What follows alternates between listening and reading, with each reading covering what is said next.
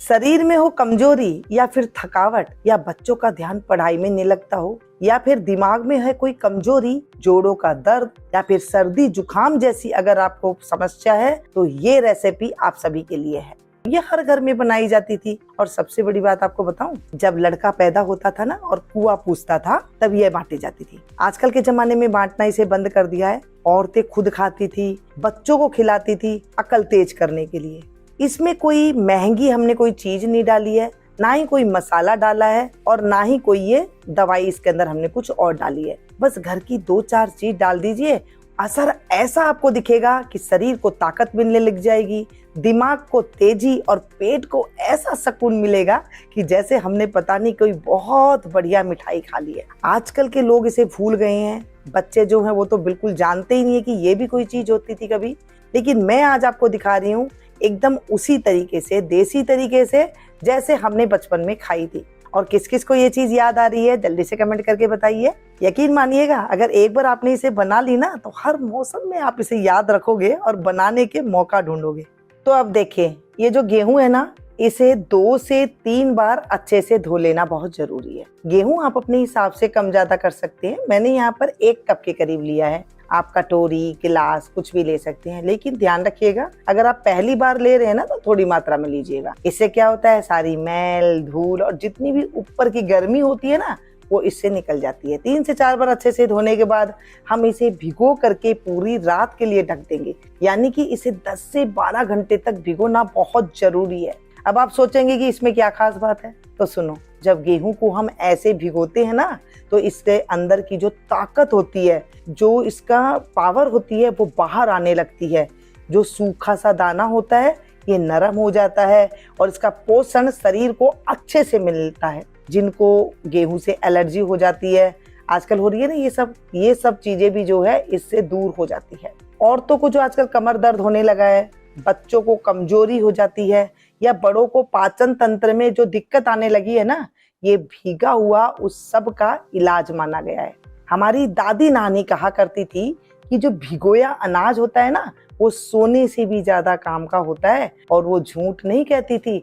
आज मैं वही रेसिपियां आप लोग के साथ शेयर कर रही हूँ। और अब जरा सा गौर से देखिए, ये जो भीगा हुआ गेहूं है ना, यही तो असली ताकत है। एक एक दाना अब अंदर से नरम हो चुका है। अगर हम तोड़ करके देखते हैं तो इसमें से दूध जैसा निकलता है, और इसी रूप में ये शरीर को सबसे ज्यादा फायदा देता है। डॉक्टर हमें क्या देते हैं, सप्लीमेंट की बात करते हैं, लेकिन हमारी दादी नानियों ने कभी ये सप्लीमेंट लिया ही नहीं, और जानते भी नहीं थे कोई, क्योंकि वो जानती थी कि सिर्फ 1 कटोरी भीगा हुआ गेहूं ही काफी होता है शरीर को ताकत देने वाला। और ये 1 कटोरी गेहूं ना पूरे परिवार ही खा लिया करता था, इतनी ज्यादा ये फूल करके बन जाती है। बच्चों के लिए दिमाग को तेज करने वाला, और बड़ों के लिए जोड़ों की दवा और ताकत देने में सब कुछ इसमें मानी जाइए। अगर ये बात आपको जरा सी भी सही लग रही है ना, और आपको याद आ रही है, तो पहले के जमाने में घरों में ऐसे ही पकवान बनते थे, तो प्लीज लाइक दे करके जरूर जाइएगा, और जरा कमेंट करके बताएं कि ये हमारे घरों में बनती थी, ताकि आजकल के बच्चों को ये जानकारी मिल सके, और ये पुरानी जमाने की रेसिपियां इस जमाने में भी बच्चों को पता लग सके। और किसी को भी अगर इसकी जरूरत पड़े ना, तो उसके पास इस वीडियो को जरूर शेयर करना, क्योंकि ये सिर्फ रेसिपी नहीं, ये घर की सेहत है। जब आप 1 कटोरी गेहूं ले रहे हैं, ये फूल करके काफी सारा हो गया है, तो इसमें आपको 7 से 8 कप के करीब पानी डाल देना है, और इसमें 7 से 8 आपको सीटी लगानी है। पहली सीटी आप तेज गैस की लेंगे, उसके बाद आपको मीडियम गैस की फ्लेम कर देनी है, और उसके बाद जो है आप देखेंगे जो दाना है हमारा पूरी तरह से पक जाएगा, और अंदर तक ना वो नरम हो जाएगा। जब हम खाना खाएं इसका, तो वो एकदम असर हमारे शरीर को करेगा। ऐसी ये बन करके हमारी तैयार हो जाएगी। अब इस गेहूं को हम छान लेंगे। इसमें थोड़ा सा पानी है, देखा कितना पानी हमने डाला था, सारा इसने ऑब्जर्व कर लिया है, और इसको हम छान देंगे।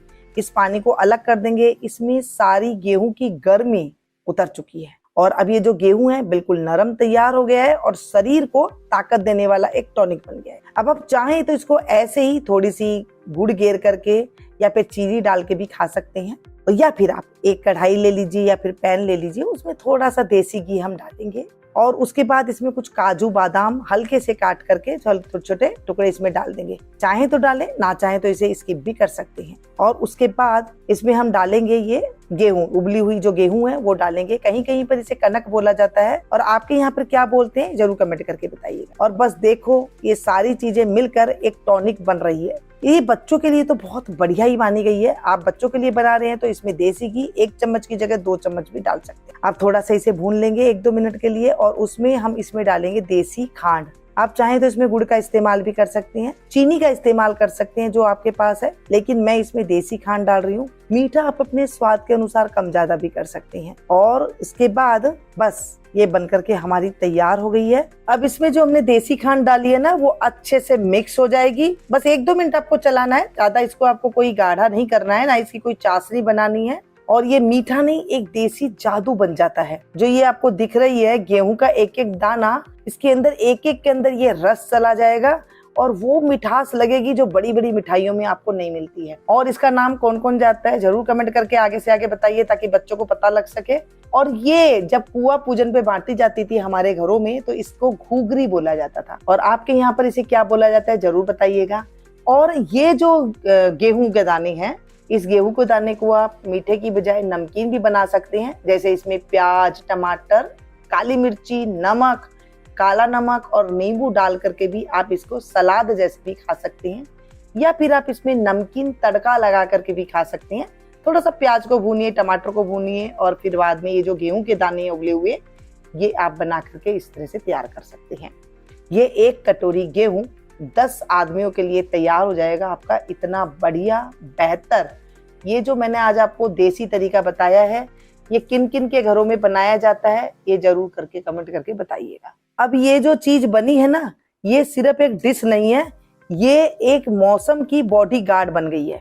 चाहे बारिश के मौसम में खाए या गर्मी के मौसम में खाए, ये बढ़ाती है आपके शरीर की इम्यूनिटी पावर, दिमाग को तेज करती है, हड्डियों को मजबूत करती है, पाचन को सही करती है, और सबसे बड़ी बात आपको बताऊं, शरीर के अंदर को गर्म रखती है बिना कोई साइड इफेक्ट के। और ये कोई डॉक्टर की दवाई नहीं है, ये रसोई का रखा वो खजाना है जो हमारी दादी नानियां बहुत सहेज के रखा करती थी। अगर अब भी आपको लग रहा है ना कि ये बस खाने की चीज है, तो एक बार बना करके खा लो। शरीर भी मानेगा और दिल भी बोलेगा कि ये रेसिपी नहीं, ये तो एक वरदान है, जादुई वरदान।